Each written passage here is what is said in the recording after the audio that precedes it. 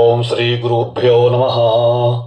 धर्म प्रेमी सज्जनों, आज मेरे पास एक प्रश्न आया। एक हमारे सज्जन हैं, उन्होंने प्रश्न भेजा कि गुरुजी बताइए कि जो लोग ब्राह्मणों का धन हरण करते हैं, अर्थात ब्राह्मण को संकल्प दे करके और जो दान संकल्प दे करके जो दक्षिणा नहीं देते हैं, अर्थात उन पर किसी प्रकार का उनका अतिक्रमण करते हैं, उनकी वृत्ति का हरण करते हैं। जैसे हम किसी यजमान का पूजा पाठ कर रहे हैं और बीच में कोई ब्राह्मण आके उनका संकल्प ले लेते हैं, अर्थात उस दक्षिणा को यजमान दूसरे ब्राह्मण को दे देते हैं, या ब्राह्मण के कोई यजमान या कोई व्यक्ति उनकी वृत्ति का हरण करते हैं, उनका धन का हरण करते हैं, तो शास्त्रों में क्या इसका परिणाम है, शास्त्रों का क्या कहना है, कृपया कर बताने की कृपा करें।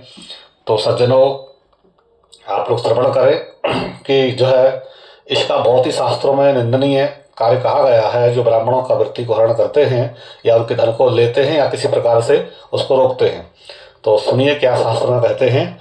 ना हम हलम हलम मान्य विषम यश प्रतिक्रिया ब्रह्मस्य ही विषम प्रोक्तम नाश्यम प्रीति विधिर भुवि।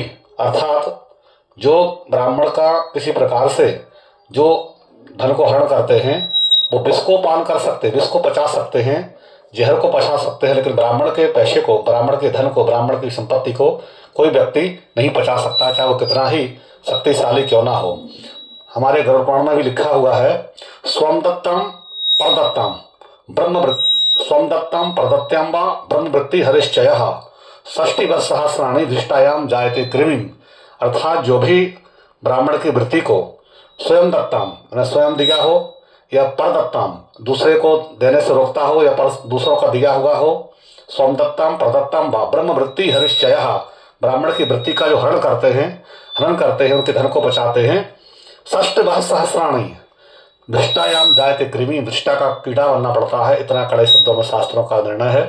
तो सज्जनों, सबसे प्रार्थना यही है कि ब्राह्मण की जो वृत्ति है उसका हनन ना किया जाए, ब्राह्मण की वृत्ति का अतिक्रमण ना किया जाए, ब्राह्मण के धन पर किसी प्रकार का जो भी अब दान पुण्य करके कमाते हैं ब्राह्मण अपना वृत्ति से, मेहनत से, बुद्धि से, उस पर किसी प्रकार का किसी का हक नहीं है, वो ब्राह्मण का ही होता है। इसलिए ऐसे किसी की वृत्ति का हरण नहीं करना चाहिए। लेकिन यहाँ पर बात ब्राह्मण का प्रश्न किया गया, इसलिए हमने ब्राह्मण का उत्तर दिया। अस्तु, श्री राधे।